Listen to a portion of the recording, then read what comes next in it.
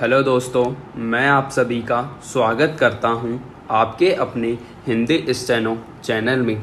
दोस्तों, आप हमारा टेलीग्राम ग्रुप ज्वाइन कर लीजिए, जिसमें आपको रोज़ाना की मैटर की पीडीएफ आसानी से मिल जाएगी, जिसका लिंक डिस्क्रिप्शन में दिया हुआ है। तो अब डिक्टेशन स्टार्ट करते हैं। डिक्टेशन स्टार्ट होगी 5 सेकंड बाद। स्टार्ट। आज के बाजारवादी युग में उपभोक्ता संरक्षण बड़ी ज़रूरत के रूप में सामने आ चुका है। जिस तेजी से आर्थिक गतिविधियां बढ़ रही हैं और अर्थव्यवस्थाएं बाजारोन्मुख हो चुकी हैं, उसमें उपभोक्ता ही सबसे बड़ी और महत्वपूर्ण घटक है। बिना उपभोक्ता के बाजार की कल्पना संभव ही नहीं है। ऐसे में उपभोक्ताओं के हितों की रक्षा भी सरकारों की बड़ी जिम्मेदारी है। खासतौर पर वैश्विक बाजार जब डिजिटल रूप में तब्दील हो चुका हो। पिछले एक साल में कोरोना महामारी के बीच ई कॉमर्स का चलन तेजी से बढ़ा है। भारत में भी ऑनलाइन बाजारों और कंपनियों की भरमार देखने को मिल रही है और कई बड़ी कंपनियां इनमें स्थापित भी हो चुकी हैं। भारत ही नहीं, दुनिया के सभी देशों में जैसे जैसे ई कॉमर्स और डिजिटल लेन देन बढ़े हैं, वैसे वैसे उपभोक्ताओं को बढ़ती हुई डिजिटल धोखाधड़ी और बढ़ते हुए साइबर अपराधों का सामना करना पड़ रहा है। दूसरी ओर परंपरागत बाजारों में भी उपभोक्ताओं के साथ तरह तरह की धोखाधड़ी के मामलों में कमी देखने को नहीं मिल रही है। यह चुनौती ग्रामीण और पिछड़े क्षेत्रों में कहीं ज़्यादा है। जिस उपभोक्ता को बाजार की आत्मा कहा जाता है, उसे अभी भी बाजार में तरह तरह की धोखाधड़ी का सामना करना पड़ता है। आम उपभोक्ता खाद्य सामग्री में मिलावट, बिना मानक की वस्तुओं की बिक्री, अधिक दाम, कम नापतोल जैसी समस्याओं से आए दिन रूबरू होते हैं।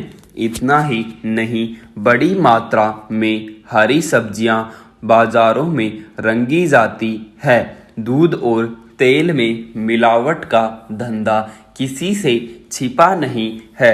मिठाइयों और मावे में भी मिलावट की घटनाएं देखने को मिलती रहती हैं। जाहिर है, उपभोक्ताओं की जेब ही नहीं कट रही, बल्कि उनके स्वास्थ्य के साथ भी खिलवाड़ हो रहा है। ऐसे में देश के कोने कोने में उपभोक्ता संरक्षण संबंधी विभिन्न चुनौतियां बढ़ गई हैं। हालांकि हर साल 24 दिसंबर को देश में राष्ट्रीय उपभोक्ता दिवस मनाया जाता है।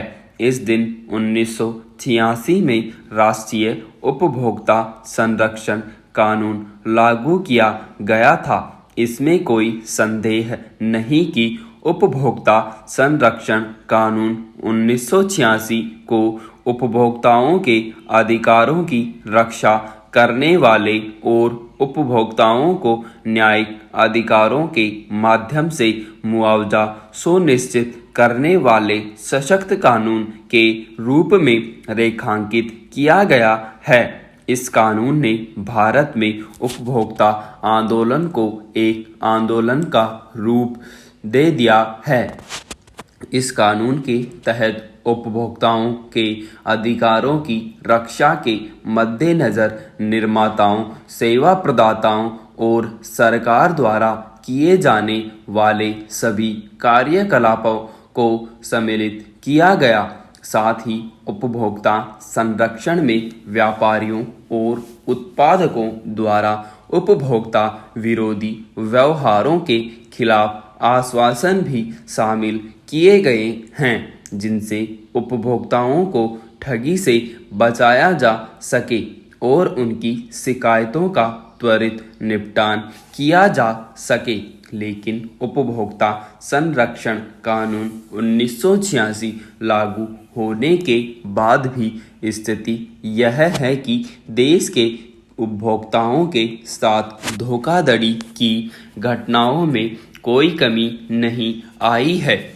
पिछले 1-1.5 दशक में लगातार यह महसूस किया गया कि वैश्वीकरण और ई-कॉमर्स के दौर में भारत में उपभोक्ता अधिकारों के संरक्षण के लिए एक नए और व्यापक कानून होने चाहिए। इसी परिप्रेक्ष्य में उपभोक्ता संरक्षण अधिनियम 1986 को निरस्त करके 9 अगस्त 2019 को नया उपभोक्ता संरक्षण अधिनियम 2019 को प्रतिस्थापित किया गया और इसे पिछले साल जुलाई को लागू किया गया था। इस समय कोविड-19 के बीच देश में उपभोक्ता बाजार के बदलते स्वरूप, ई-कॉमर्स और डिजिटलीकरण के नए दौर में नए उपभोक्ता संरक्षण कानून का कारगर साबित हो सकता है। यदि हम नए उपभोक्ता संरक्षण अधिनियम की तस्वीर देखें तो पाते हैं कि इसके तहत उपभोक्ताओं के हितों से जुड़े विभिन्न प्रावधानों को प्रभावी बनाने के लिए कई नियमों को प्रभावी किया गया है। इनमें उपभोक्ता संरक्षण नियम 2020, उपभोक्ता संरक्षण नियम 2020, उपभोक्ता संरक्षण नियम 2020, उपभोक्ता संरक्षण केंद्रीय उपभोक्ता संरक्षण परिषद नियम 2020 और उपभोक्ता ई-कॉमर्स नियम 2020 आदि शामिल है। जाहिर है, नया उपभोक्ता संरक्षण अधिनियम न केवल पिछले 1986 के अधिनियम की तुलना में अधिक व्यापक है, बल्कि इसमें उपभोक्ता अधिकारों का बेहतर संरक्षण भी किया गया है। नए उपभोक्ता अधिनियम के तहत केंद्रीय स्तर पर एक केंद्रीय उपभोक्ता संरक्षण प्राधिकरण का भी गठन किया है, 24 जुलाई को किया गया। इसके तहत उपभोक्ता के अधिकारों की रक्षा के लिए CCPA को शिकायतों की जांच करने, असुरक्षित वस्तुओं व सेवाओं को वापस लेने के आदेश देने, अनुचित व्यापार व्यवस्थाओं और भ्रामक विज्ञापनों को रोकने के आदेश देने और भ्रामक विज्ञापनों के प्रकाशकों पर जुर्माना लगाने के अधिकार प्रदान किए गए हैं। पहली बार उपभोक्ता संरक्षण कानून के दायरे में ई-कॉमर्स, ऑनलाइन प्रत्यक्ष बिक्री और टेली शॉपिंग कंपनियों को भी इसके दायरे में लाया गया है। महत्वपूर्ण खास बात यह है कि नए उपभोक्ता कानून से जहां अब 1 करोड़ रुपये तक के मामले जिला विवाद निवारण आयोग में दर्ज कराए जा सकेंगे, वहीं 1 करोड़ रुपये से अधिक लेकिन 10 करोड़ रुपये तक राशि के उपभोक्ता विवाद राज्य स्तरीय आयोग में दर्ज कराए जा सकेंगे।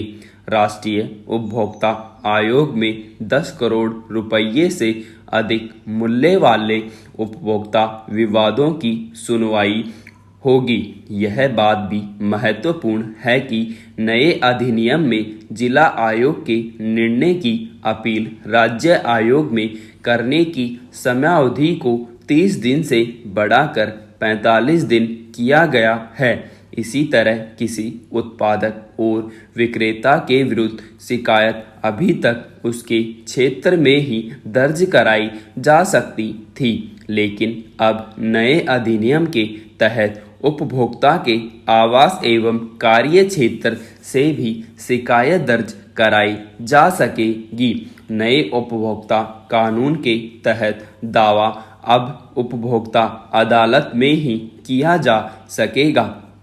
मध्यस्थता के जरिए मामलों के निपटान का प्रावधान भी इस कानून में किया गया है। भ्रामक विज्ञापनों के मामलों में सजा के कड़े प्रावधान नए कानून में हैं। ऐसे विज्ञापनों के मामले में विज्ञापन करने वाली हस्तियों को भी जवाबदेह माना गया है और उन पर भी जुर्माना लगाया जा सकेगा। जाहिर है, नया उपभोक्ता संरक्षण अधिनियम भारत के बढ़ते हुए विविधतापूर्ण उपभोक्ता बाजार के लिए कारगर साबित होगा।